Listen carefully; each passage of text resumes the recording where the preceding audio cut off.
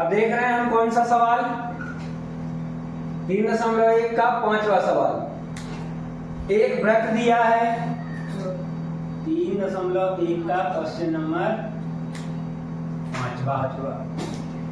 एक वृत्त दिया है जिसका व्यास दिया है ना, ये दिया है कितना व्यास, पूरा कितना दिया है 40, तो त्रिज्या कितनी होगी 20 सेंटीमीटर होगी। इसमें जीवा है, इसको अपन ना बनाएं।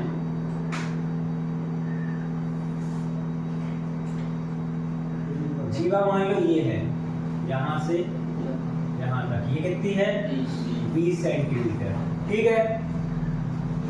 और व्यास दिया है कितना 40, तो त्रिज्या कितनी होगी 20, ये भी 20 होगी और ये भी 20 होगी। ये क्या बन गया समबाहु त्रिभुज है ना, इसको नाम दे दो कुछ भी, ए बी, ठीक है। समबाहु त्रिभुज के प्रत्येक कोण की माप कितनी होती है राजकुमार जय कुमार? समबाहु त्रिभुज के कोण कैसे कैसे होते हैं? इक्विलैटरल ट्रायंगल है, वेरी गुड, सॉल्व भैया। समबाहु त्रिभुज के प्रत्येक कोण की माप कितनी होती है राजा साहब?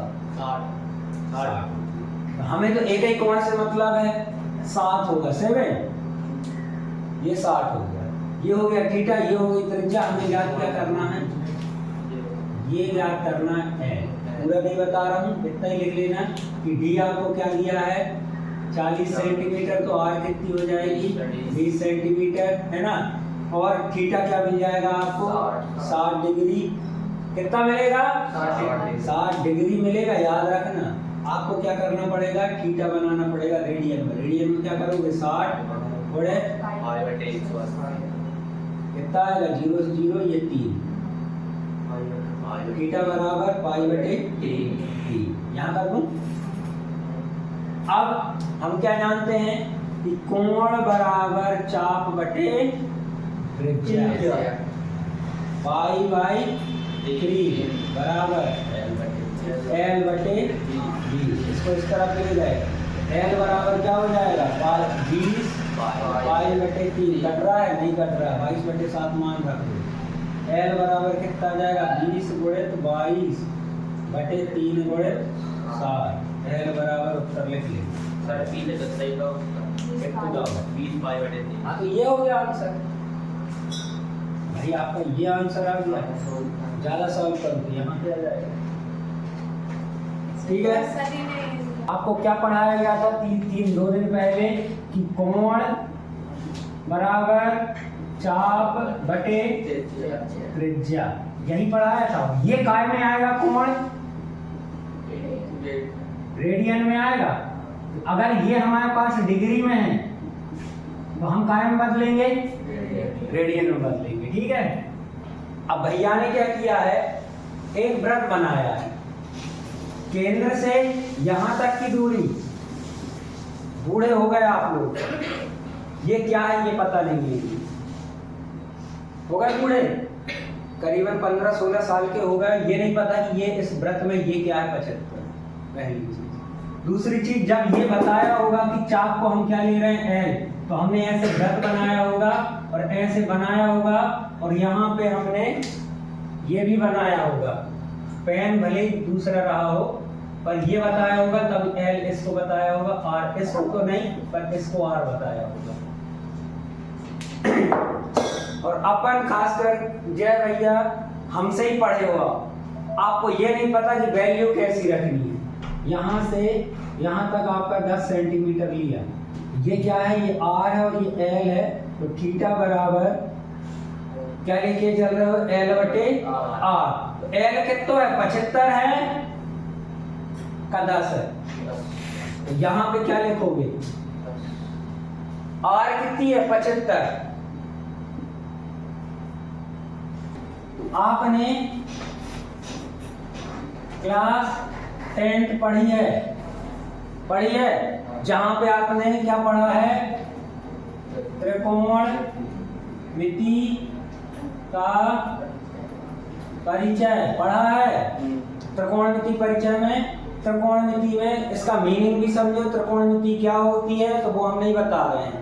हम सीधा ये बता रहे हैं कि आप काय का उपयोग करेंगे, राइट एंगल ट्रायंगल मतलब समकोण त्रिभुज की बात करेंगे, जिसमें ये होता है हमेशा क्या, कर्ण, हाइपोटेनियस।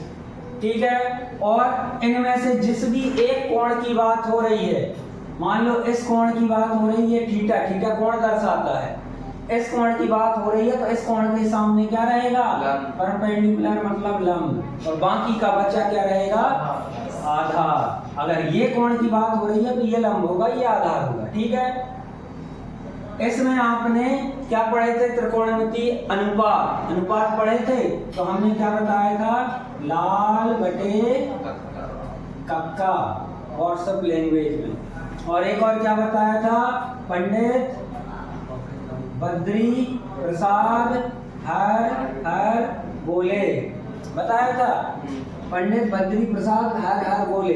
इनसे आपने लिखे थे क्या, साइन थीटा कॉस थीटा, यहाँ लिखते जा रहा हूँ क्योंकि जगह की समस्या होगी।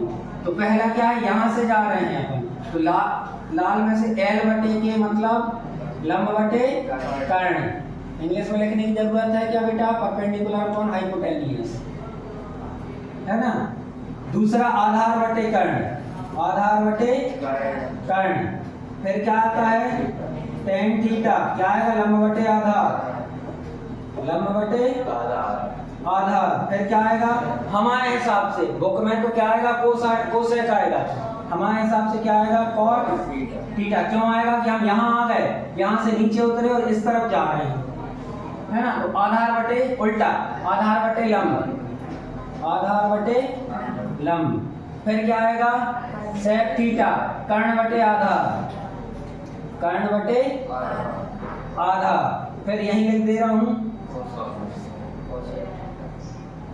कोसेक थीटा, क्या आ जाएगा, कर्ण बटे लंब, कर्ण बटे लंब।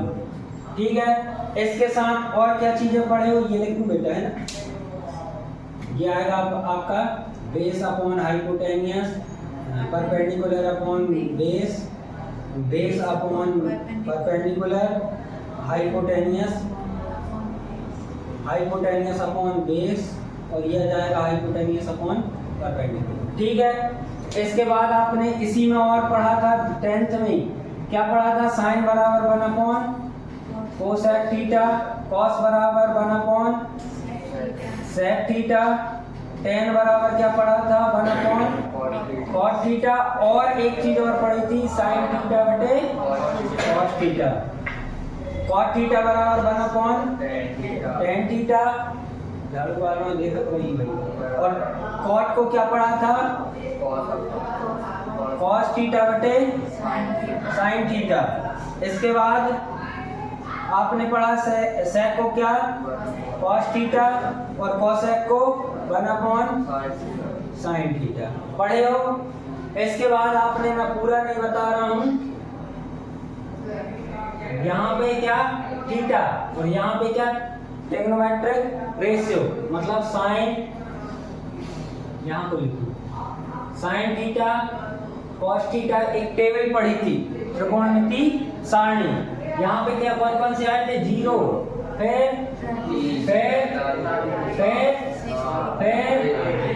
ये पढ़े थे। ठीक है, इनके मान पढ़े थे, निकाला कैसे था, यहाँ से लिखना शुरू किया 0 1 2 3 4, और लास्ट में 4 आया, 4 से डिवाइड कर दो, और क्या ले लो, स्क्वायर रूट कर दो, किया था। इससे आपकी सारणी बन गई थी। ये तो क्या आ जाएगा 0, ये क्या आ जाएगा 1, ये आ जाएगा 1 अपॉन रूट 2, ये आ जाएगा कितना, सॉरी ये आ जाएगा 2, और ये आ जाएगा 1 अपॉन रूट 2, और ये आ जाएगा कितना, रूट 3/2। इन्हीं का उल्टा करके कॉस और ऐसे करके पूरी सारणी। मैम मोटर बंद करवाना। ये हो गई क्या, त्रिकोणमिति सारणी। इसके बाद आपने पढ़ी थी क्या, ट्रिग्नोमेट्रिक आइडेंटिटी, सर्व समीकरण क्या थी, sine square theta plus cos square theta बराबर 1 प्लस टेन स्क्वायर थीटा बराबर सेक स्क्वायर थीटा और 1 प्लस कॉट स्क्वायर थीटा बराबर याद करने का क्या होता है, तो इसको याद कर लो। साइन और कॉस शुरू से ही पढ़ते हैं तो उनका स्क्वायर 1 के बराबर होता है।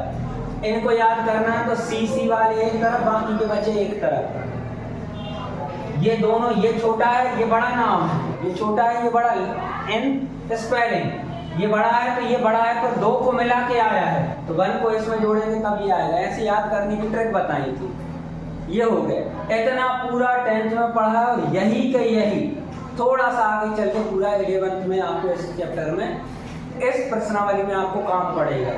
बस बात ये हो रही है कि आप क्या पढ़ रहे हो। अब आ गए आप क्लास 11th में, तो यहाँ पे क्या पढ़ रहे हो, ये पूरा कोण कितना है 360, हमें मान कितने दिए हैं 90। अब आगे बढ़ना पड़ेगा नहीं बढ़ना पड़ेगा, तो ये बढ़ जाएगी 90 के बाद आगे 180 तक 360 तक ऐसे बढ़ेगी। अब तीसरा ही सवाल है आपका कि उन्होंने एक चक्कर लगाया, दूसरा चक्कर लगाया, तीसरा चक्कर लगाया, तो ये भी बढ़ेगा। ठीक है, ये बढ़ेगा। ये होता है, बाहर बात कर रहे हैं, यहाँ हम पढ़ा रहे हैं। आप लोग बात करोगे तो दूसरों को भी डिस्टर्ब होगा, इसलिए मना कर। ये हो गया, तो ये भी बढ़ेगी। अब 9वीं क्लास की तीसरे चैप्टर में आपने क्या पढ़ा था, कोऑर्डिनेट ज्योमेट्री, एक्स एक्सिस और वाई एक्सिस। इसमें आपको पता है कहाँ कहाँ क्या पॉजिटिव और क्या नेगेटिव होता है। बस वही चीज कल मैं समझाऊंगा आपको कि कौन सा पॉजिटिव क्यों है, कौन सा नेगेटिव क्यों है ना। उसके चक्कर में आपकी पूरी, इसके आगे है आपकी 11th क्लास। ये पूरा, ये 9वीं का है, ये पूरा 10वीं का है, ये थोड़ा सा पार्ट है 11th का। क्यों? क्योंकि अब आगे बताया। पर कल आप लोग 3.1 पूरी उदाहरण सहित पढ़ के आओगे, जो भी दिक्कत है कल पूछना। उसके बाद इनको सबको याद होनी चाहिए, सबको, सब मतलब सब, आपको पूरे याद होना चाहिए। इसके पूरे कॉन्सेप्ट आप भी हमसे पढ़ी हो, इसके पूरे कॉन्सेप्ट हमने बताए हैं। जितना 9वीं में पढ़ाया है उतना ही है, 10वीं में पढ़ाया उतना ही है, उससे ज़्यादा कुछ सीख के आना नहीं है। ठीक है, इसका आप कल करके आओ। कल हम कॉन्सेप्ट बता देंगे, परसों से आपकी क्लास शुरू हो जाएगी। और वो निकल को बोलो रेगुलर आना है। भैया रुक जाओ 2 मिनट, निकल जाने दो इनको।